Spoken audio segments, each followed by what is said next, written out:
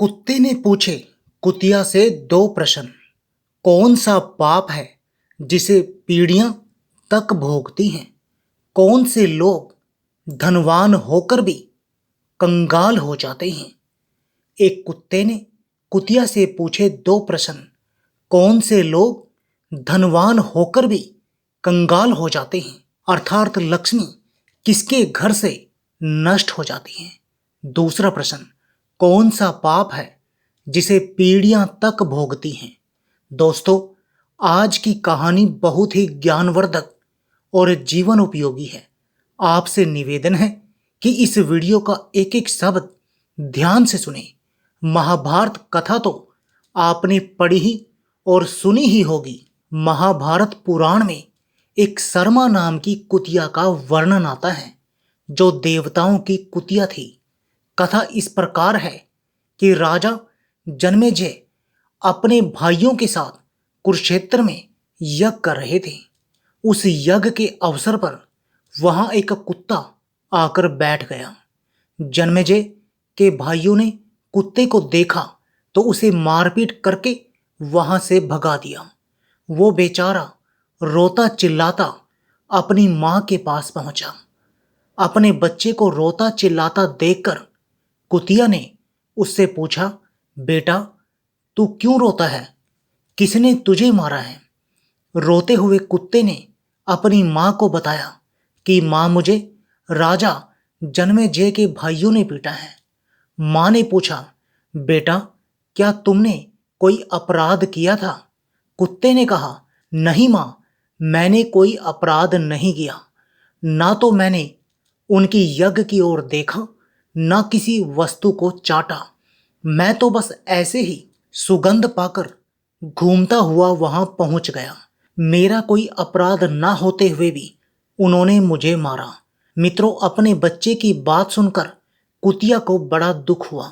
उसने कहा, बेटा, किसी निरपराध को मारना पीटना अपराध होता है और निश्चित ही जन्मेजय के भाइयों ने ये अपराध किया है। इसका फल तो उनको भोगना ही पड़ेगा। गुस्से में भरकर कुतिया जन्मेजय के यज्ञ में पहुंच गई।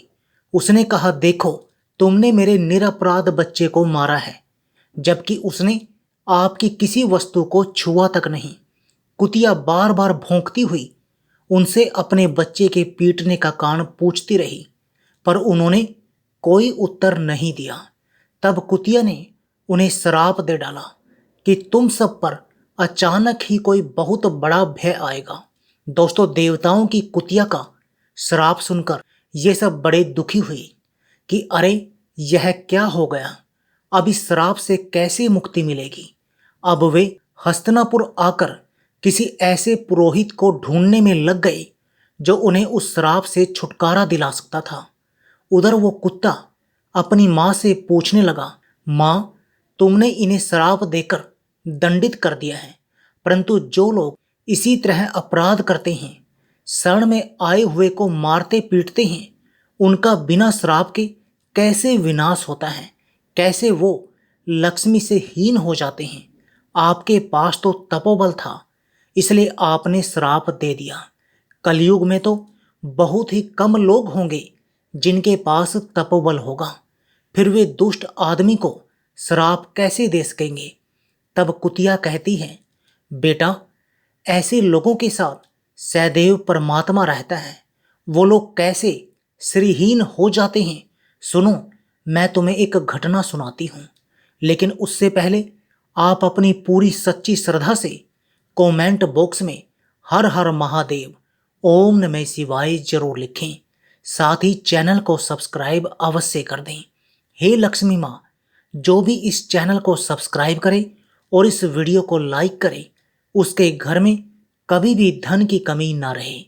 उसका पूरा परिवार हमेशा हंसता मुस्कुराता कुशल मंगल रहे। एक बार एक बड़ा ही गरीब आदमी था और एक दिन दयावंश माता लक्ष्मी उस पर प्रसन्न हो गई। सोचा कि ये आदमी धन न होने के कारण बड़ा दुखी है, इसे क्यों ना धनवान बना दूं। यही सोचकर माता लक्ष्मी ने उसे एक चमत्कारी पात्र दे दिया और उसकी विशेषता समझाकर अंतर ध्यान हो गई। निर्धन आदमी ने उस अक्षय पात्र से बहुत सारा धन मांग लिया। धन पाकर वो धनवान हो गया। उसे अब किसी तरह का दुख नहीं रहा। जब भी उसे भूख लगती थी तो वो अक्षय पात्र से भोजन मांग लेता था। अक्षय पात्र उसे तरह तरह के व्यंजन बनाकर दे देता। अब तो उसका जीवन सुखों से भर गया। पूरे नगर में सबसे बड़ा धनी आदमी वही बन गया। आलीशान उसका बंगला हो गया। एक दिन की बात, नगर में बहुत जोर का तूफान आया। गरीबों की झोपड़ियां तक उस तूफान में उड़ गई। गरीब लोग सिर छुपाने के लिए इधर उधर भागने लगे। तूफान की मारी एक बूढ़ी माँ भागकर उस हवेली में शरण लेने पहुंच गई। एक गरीब बुढ़िया को देखकर वो आदमी एकदम से चिल्लाकर बोला, अरे बुढ़िया, इधर कहाँ चली आ रही है? बूढ़ी माँ कहने लगी, बेटा मुझे कुछ देर यहाँ ठहर जाने दो। जैसे ही तूफान शांत हो जाएगा मैं यहाँ से चली जाऊंगी। दोस्तों, बूढ़ी माँ के बार बार निवेदन करने पर भी वह नहीं माना। वो बड़ा ही दुष्ट व्यक्ति था। वो बूढ़ी माँ से नाराज होता हुआ उसे अपने घर से निकालने लगा। बूढ़ी माँ कहने लगी, बेटा थोड़ी देर ठहर लेने दो, इतनी बारिश में भला मैं कहाँ जाऊंगी। बूढ़ी माँ के बहुत गिड़गिड़ाने पर भी उसे दया नहीं आई। उसने अपने नौकरों से कहकर बूढ़ी माँ को घर से बाहर निकलवा दिया। दोस्तों, जैसे ही उस बारिश में वो वृद्ध महिला हवेली से बाहर निकल कर गई, उसी समय परमेश्वर की ऐसी लीला हुई कि जोर की बिजली गरजने लगी और उस दुष्ट आदमी के बंगले पर गिर पड़ी। पूरा बंगला मलबे के ढेर में बदल गया। उसका अक्षय पात्र भी नष्ट हो चुका था। अब उसने देखा कि थोड़ी देर पहले वो जो आलीशान बंगले का मालिक था, अब उसके पास सिर छुपाने के लिए भी झोपड़ी नहीं थी। माता लक्ष्मी ने प्रकट होकर उससे कहा, हे दुष्ट मानव, मैंने तुझे दुखी देखकर दयावश तुझे धनवान बनाया, पर तू तो धनवान बनने के योग्य ही नहीं था। कहते हैं जहां निर्धनों को अपमानित किया जाता है वो श्रीहीन हो जाता है, कंगाल हो जाता है। किसी से कड़वे वचन बोलना लक्ष्मी को नष्ट करने के बराबर है।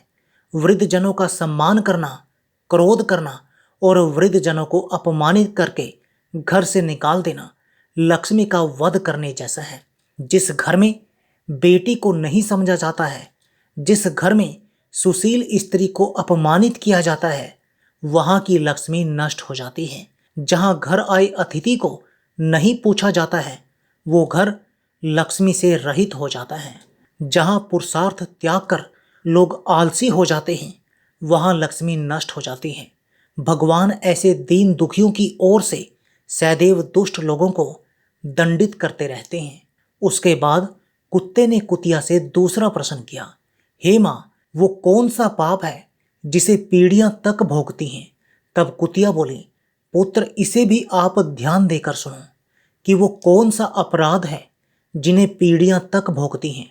पहली बात तो धर्म विरुद्ध हर कार्य पाप की श्रेणी में आता है, और जो पाप कर्म मनुष्य स्वेच्छा से करता है उसका कुफल दोगुना होता है।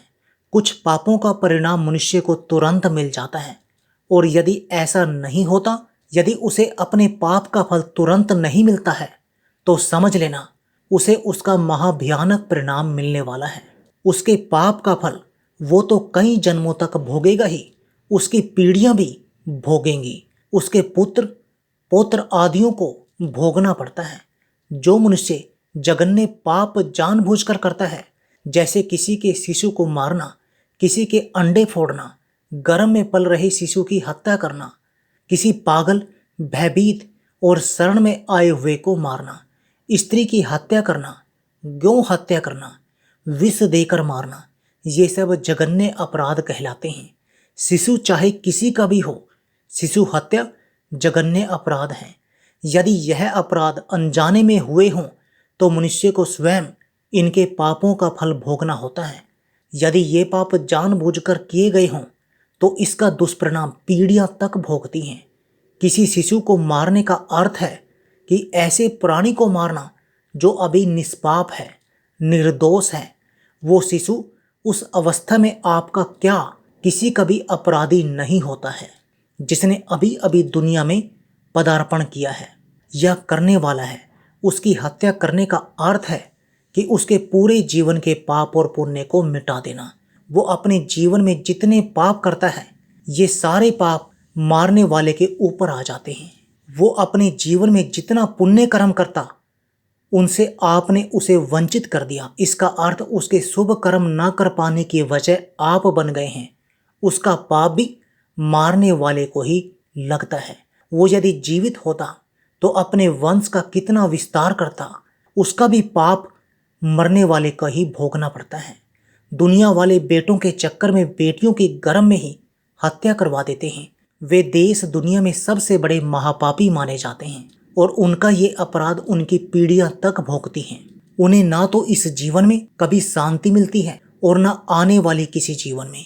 दोस्तों, मैं उम्मीद करता हूँ ये कहानी आपको जरूर पसंद आई होगी। तो चलिए अपनी प्रतिक्रिया कमेंट में दीजिए और मिलते हैं अगली वीडियो में इसी तरह की एक नई ज्ञान चर्चा के साथ। आप सभी का बहुत बहुत धन्यवाद। जय श्री कृष्ण।